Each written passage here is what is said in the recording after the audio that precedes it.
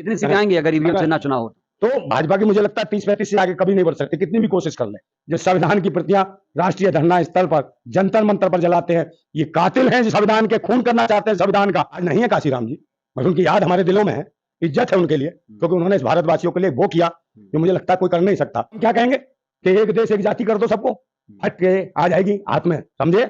भारतवासियों को जागना पड़ेगा और ये धर्म मजहब ढोक पाकट से बाहर निकल के आगे आना पड़ेगा और भारत के संविधान को, भारत के लोकतंत्र को। हेलो दोस्तों, देसी टीवी भारत पर आप सभी का हार्दिक स्वागत अभिनंदन करता हूं। दोस्तों, मैं लगातार सर्वे कर रहा हूं 2024 को लेकर। ईवीएम एक बहुत बड़ा मुद्दा आया है। 19 लाख ईवीएम गायब है। जी हां दोस्तों, 19 लाख ईवीएम गायब है, लेकिन चुनाव आयोग इसको लेकर चुप है। हमारे साथ हैं नरेंद्र भाई नंदा राजपूत। नंदा भाई, बहुत बहुत स्वागत है। एक बहुत बड़ा मुद्दा आया है, 19 लाख ईवीएम गायब। कैसे देखते हैं इस मुद्दे को? देखिए, ये तो बहुत पहले कर दी थी इन्होंने गायब, और ये जो सरकार है, मैं बार बार कहता रहा कि 2019 में जो चुनी हुई सरकार है, ईवीएम सरकार है। ये जनता द्वारा चुनी हुई सरकार नहीं है, लोकतंत्र द्वारा चुनी हुई सरकार नहीं है। इसलिए संविधान के और लोकतंत्र के जो मूल्य हैं, जो अधिकार हैं देशवासियों के लिए, वो सारों का हनन हो रहा है इनके शासनकाल में। देखा जाए, जैसे मोब लिंचिंग जैसे मामले कितने बड़े 2019 के बाद तो बहुत ज़्यादा बढ़ गए। चाहे मकान तोड़ने की बात रही हो, दलितों की, ओबीसी की, अल्पसंख्यक लोगों की, इनको ही टारगेट किया जा रहा है पिछले 9 साल से। पूरी दुनिया में भारत शर्मसार हुआ है, लोकतंत्र शर्मसार हुआ है। संविधान के पर कच्चे उड़ा दिए इन्होंने गालियां दे दे के। और ये बड़ी खतरे वाली घंटी है संविधान के लिए, लोकतंत्र के लिए, पिछड़े दलित और अल्पसंख्यक वर्ग के लिए, कि ये लोग कितने बड़े दुश्मन हैं इस राष्ट्र के, जो अपने आप को तथाकथित राष्ट्रवादी बताते हैं। और हिंदू क्या है? हिंदू क्या है? कुछ भी नहीं है हिंदू है। इनकी सरकार से आरटीआई डाल के पूछ लो, ये बता नहीं पाते कि हिंदू क्या है।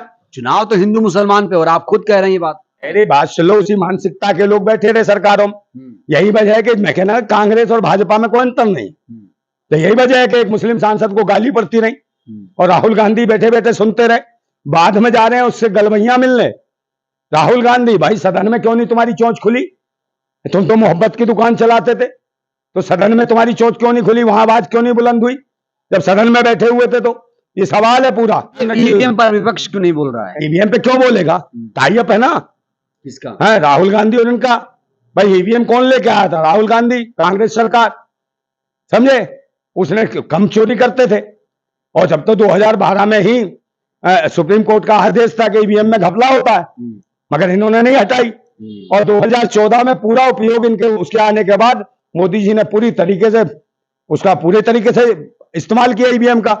और जो मशीनें थोड़ी ठीक भी थी, उनको हटा के उनका पता ही नहीं चला 19 लाख ईवीएम कहां गायब हो गई, और नई मशीनें बनवा ली गई। और आप कहते हो ईवीएम से घोटाला नहीं हो सकता। इसका जीता जागता सबूत है कि चंद्रयान 3 गया ना, कहां? चांद पर है, 4 लाख किलोमीटर दूर है, यहां से रिमोट से कंट्रोल हो जाता है। तो ईवीएम कहां है? कुछ भी हो सकता है। ईवीएम से घोटाला हो सकता है? बिल्कुल सही हो रहा है ये जन अधिकार। तो ये तो घोषित जीत जाते हैं तो कहते हैं खुश हो गए, कहते हैं कर्नाटक जीत गई तो ईवीएम पे सवाल नहीं खड़ी करती कांग्रेस पार्टी। भाई मैं कह तो रहा हूं, इनका टाई अप है, कांग्रेस बीजेपी का टाई अप है। समझे? कांग्रेस ने किसको बनाया? आरएसएस को बनाया। आरएसएस ने किसको बनाया? जनसंघ को बनाया। और जनसंघ में से निकले कौन? भारतीय जनता पार्टी वाले लोग।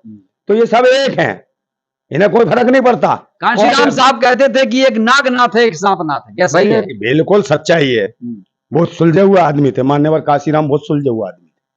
और उन्होंने जिस तरीके से बाबा भीमराव अम्बेडकर के जो संविधान में जो अधिकार थे हमारे लिए, जो देश के भारतवासियों के, उनको जमीन पर लाने का काम मान्यवर काशीराम जी ने किया। मैंने उनके साथ काम किया और बहुत कुछ सीखने को मिला। आज नहीं है काशीराम जी, बस उनकी याद हमारे दिलों में है, इज्जत है उनके लिए, क्योंकि उन्होंने इस भारतवासियों के लिए वो किया जो मुझे लगता है कोई कर नहीं सकता। और मान्यवर काशीराम ने स्वयं अपने लिए कुछ नहीं किया, बल्कि आपकी बहन जी मायावती जैसी महिला को लाख खड़ा कर दिया। और नहीं, मैं पहले बात कह रहा हूं, अगर ये सरकार बदलती, मैं आपके चैनल के माध्यम से कह रहा हूं, अगर ये केंद्र से ये सरकार जाती है ना, ईवीएम पे अगर चुनाव होता है तो मुश्किल है। कितनी सीटें आएंगी अगर ईवीएम से ना चुनाव हो? तो भाजपा की मुझे लगता है 30-35 से आगे कभी नहीं बढ़ सकती, कितनी भी कोशिश कर ले। इतना घोटाला पूरे देश के अंदर पूरे 30-35 से आगे नहीं जाएंगे।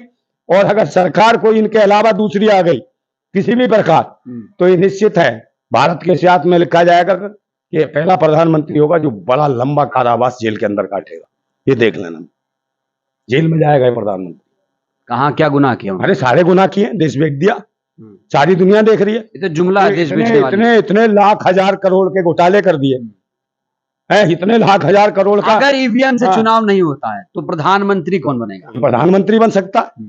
इस देश में क्या कम नेताओं कमी है? वो लोग नहीं है इस देश के अंदर, आज बोलने वाले नहीं सदन में। वही मुस्लिम नेता सांसद जिसको बता रहे थे, वो गालियां खा रहा था, जो रो रहा था लुगाइयों की तरह। मैंने कहा नहीं कि अगर उसकी जगह मेरे जैसा सांसद होता तो वहीं इस्तीफा लिखता, उसका वहीं विद्रोह करता, समझे। और देश की जनता देखे, जितने सांसद इस सदन में चुने हुए हैं, इनका बहिष्कार करो, चाहे किसी पार्टी के हों, क्योंकि एक जाति एक मजहब को टारगेट करके गालियां सुनी है। कितनी बड़ी संसद की गर्मा गिराई है।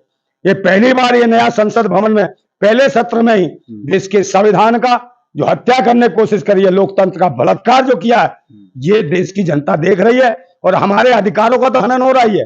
हल क्या समस्या का हल क्या? अरे भाई, समस्या का हल ही है, धर्म मजहब से ऊपर उठ के आओ, संविधान की सुनो, विज्ञान की सुनो, शिक्षा की ओर ध्यान दो, स्वास्थ्य सेवाएं करो।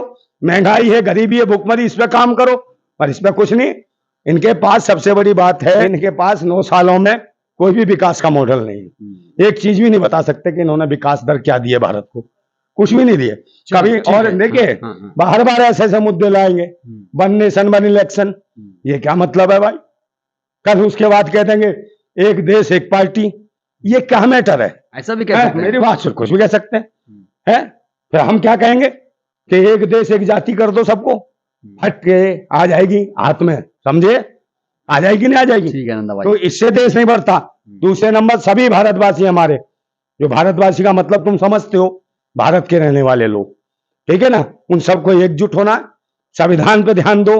हमारे संविधान को बहुत बड़ा खतरा है, क्योंकि जब इस प्रकार के ऐसी मानसिकता के लोग सदन में बैठे हैं, समझे, जिस सदन में संविधान में संशोधन किया जा सकता है, तो संविधान को बहुत बड़ा खतरा है। ये संविधान को खत्म करने की एक तैयारी है। ये पाखंडवादी, ये वही लोग हैं जो संविधान की प्रतियां राष्ट्रीय धरना स्थल पर, जंतर मंतर पर जलाते हैं। ये कातिल हैं जो संविधान के खून करना चाहते हैं संविधान का। भारतवासियों को जागना पड़ेगा और ये धर्म मजहब ढोक पाकट से बाहर निकल के आगे आना पड़ेगा, और भारत के संविधान को, भारत के लोकतंत्र को, शिक्षा को, विज्ञान को, और देश की जो मुख्य रूप से जो जरूरत है उनको बचाना पड़ेगा, अपने अधिकारों को बचाना पड़ेगा। जिंदाबाद था भारत, जिंदाबाद है भारत, जिंदाबाद रहेगा, जिंदाबाद। धन्यवाद धन्यवाद। तो ये है नंदा भाई राजपूत। इनकी बातों से आप कितना इत्तेफाक रखते हैं, अपनी प्रतिक्रिया दीजिएगा जरूर। वीडियो को शेर और सुना देता हूँ। जी जी जाते जाते कि मैंने सुने थे बेरहमी के मंजर बहुत, मैंने सुने थे बेरहमी के मंजर बहुत, आज ये मंजर मैंने देख भी लिया, आज ये मंजर मैंने देख भी लिया। धन्यवाद धन्यवाद। तो इस पर अपनी प्रतिक्रिया दीजिएगा, वीडियो को लाइक करिए, चैनल को सब्सक्राइब करिए, वीडियो को जन जन तक पहुंचाइए, जिससे बहुजन समाज जागरूक हो। जय भारत, जय संविधान, जिंदाबाद।